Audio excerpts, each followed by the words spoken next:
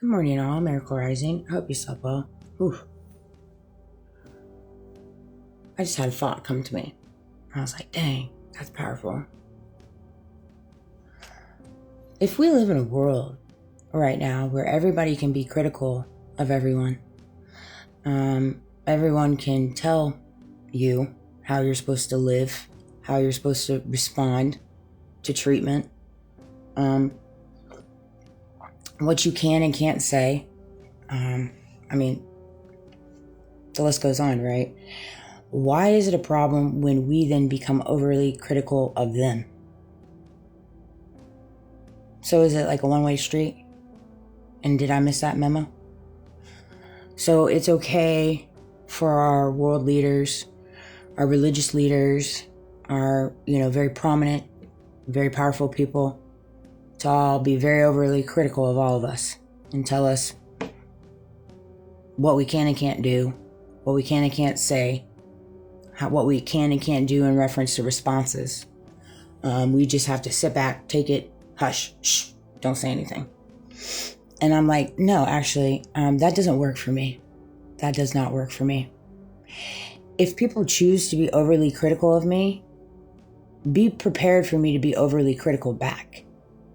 And it may not be something I'm going to say to you. Believe me, sometimes my face says it all. My energy says it all. My gestures say it all.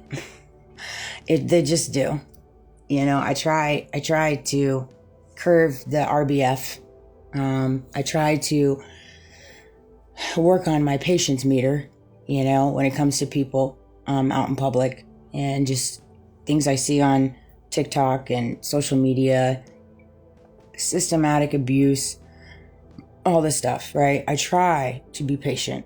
I try to curve the beast of my tongue because I know it can be powerful at times.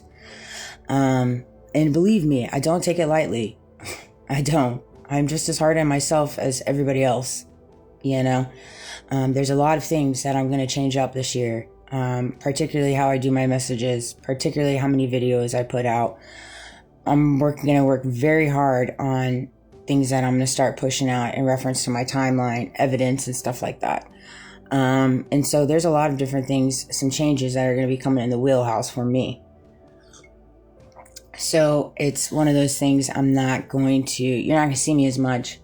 I'm working really, really hard to get my own place. I'm just staying on the path, the trajectory, and doing what I need to do.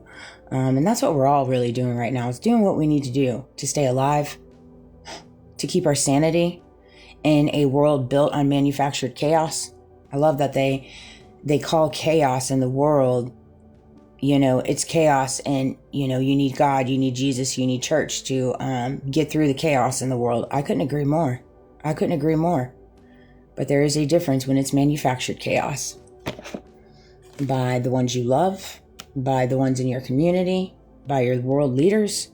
It's across the board.